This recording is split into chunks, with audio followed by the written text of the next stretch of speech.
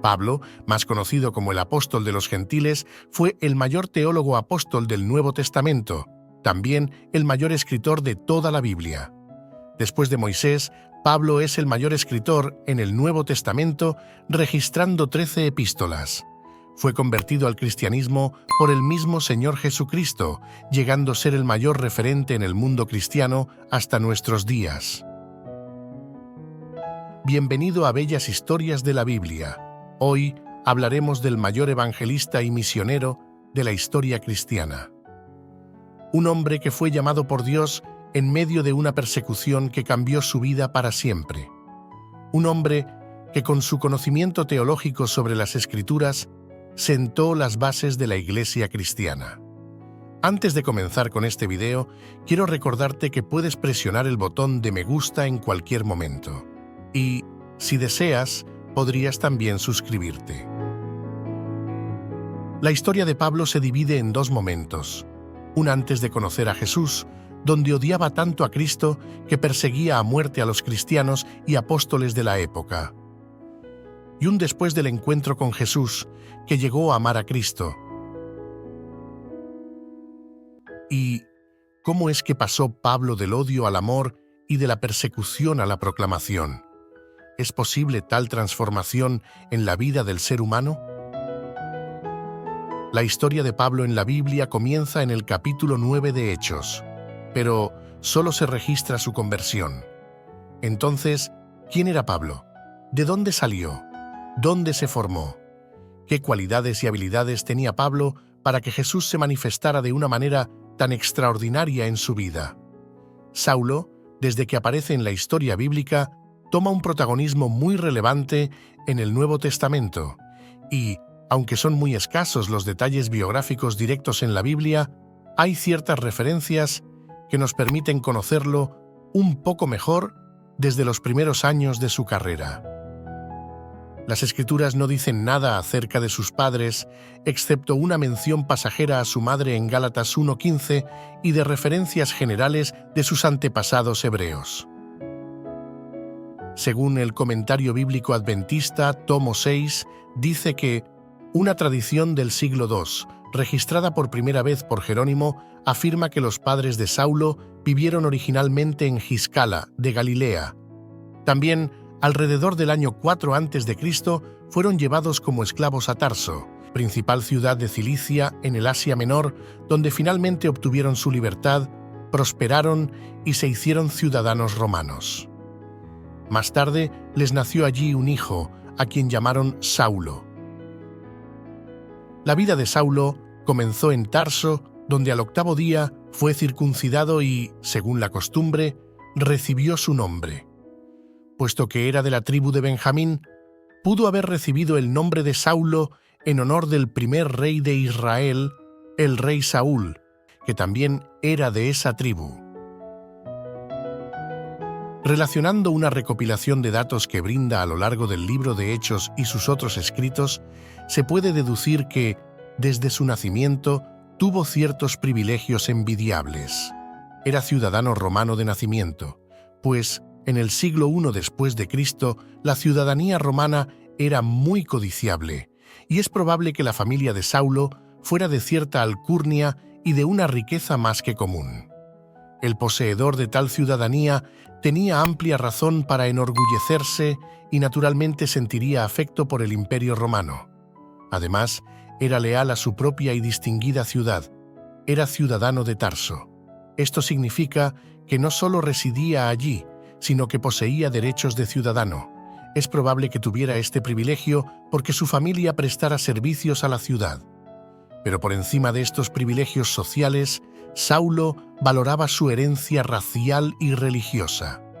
Se gloriaba describiéndose como hebreo de hebreos y era celoso de las tradiciones de sus antepasados. Este orgullo era plenamente compatible con el que sentía por su ciudadanía, tanto romana como de Tarso. A esta satisfacción de trasfondo religioso, Saulo añadía un orgullo especial por ser fariseo. Vivía como fariseo conforme a la más rigurosa secta de la religión judía. Muchos de ese entonces consideraban y llamaban a Tarso la pequeña Roma. ¿Por qué? Porque personas de todos lados llegaban a ese lugar, llegando a ser considerado también una ciudad cosmopolita. Se dice que cuando uno pasaba por las calles de Tarso, se podía escuchar muchos idiomas.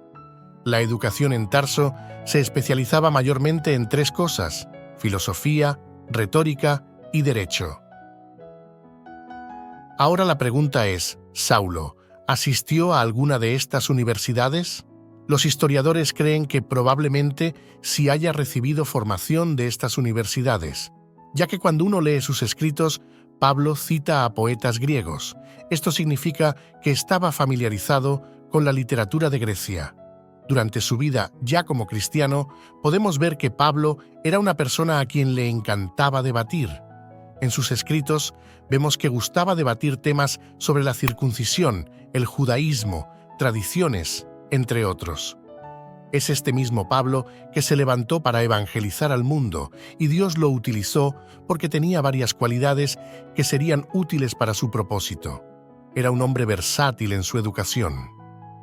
Los historiadores hacen referencia a que Saulo, cuando tenía aproximadamente 12 años, fue enviado a Jerusalén, pues el centro de formación judaica estaba en Jerusalén. Allí, él fue educado y formado, considerado por los hebreos el mayor decano de la historia de entre los judíos, Gamaliel, un hombre muy apegado a las tradiciones, pero que tampoco era ajeno a la cultura griega. Fue instruido estrictamente conforme a la ley, creyendo todas las cosas que en la ley y en los profetas están escritas, llegando a ser celoso de Dios y mucho más celoso de las tradiciones de sus padres. Se cree que llegó a ser un partidario más fanático de su secta que su mismo maestro. De este modo, puso el fundamento para su futura y enérgica cruzada contra la Iglesia cristiana. Con este trasfondo y estos antecedentes mencionados, Saulo se introduce en el relato del libro de Hechos, capítulo 7, versículo 58, presentando su apoyo y dando consentimiento con su presencia a la muerte de Esteban. Este era Saulo antes de conocer a Jesús, a quien ahora conocemos como Pablo.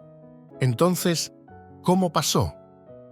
En esos tiempos, Saulo perseguía duramente a los cristianos en Jerusalén, de tal forma que fueron esparcidos por las tierras de Judea y Samaria, y no vuelve a aparecer hasta el capítulo 9.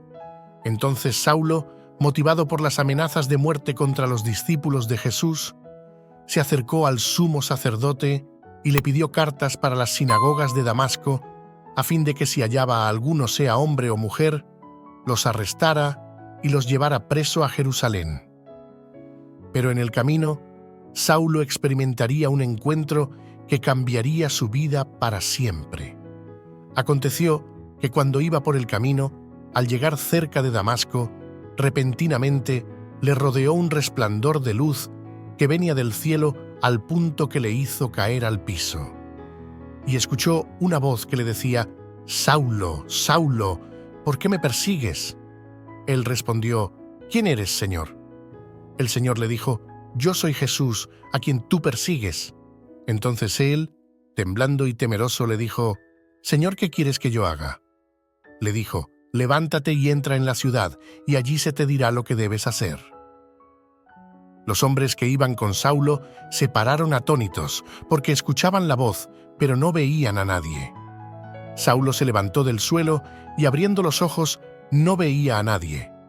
Entonces, los hombres que lo acompañaban, tomándolo de la mano, lo metieron a Damasco, donde estuvo 3 días sin comer ni beber nada. En Damasco había un discípulo llamado Ananías, a quien el Señor le habló en visión. «Ananías», le dijo el Señor, «levántate y ve a la calle que se llama Derecha, y busca en casa de Judas a uno llamado Saulo, de Tarso, porque él ora, y ha visto en visión a un hombre llamado Ananías, que entra donde está y pone las manos sobre él, para que recupere la vista». Cuando escuchó las palabras del Señor, Ananías tuvo mucho temor y dijo al Señor: «He oído mucho acerca de este hombre, cuántos males ha hecho a tus santos en Jerusalén, y aún aquí tiene autoridad de los principales sacerdotes para prender los que invocan tu nombre. Entonces el Señor le dijo: Ve, porque él es un instrumento que escogí para llevar mi nombre en presencia de los gentiles, de reyes y de los hijos de Israel, porque yo le mostraré cuánto le es necesario padecer por mi nombre. Ananías fue entonces a la casa donde estaba Saulo y puso sus manos sobre él diciendo: Hermano Saulo, el Señor Jesús, que se te apareció en el camino por donde venías, me ha enviado para que recibas la vista y seas lleno del Espíritu Santo. Al instante cayeron de sus ojos como escamas y recobró la vista. Se levantó y fue bautizado, y habiendo tomado alimento, recobró las fuerzas.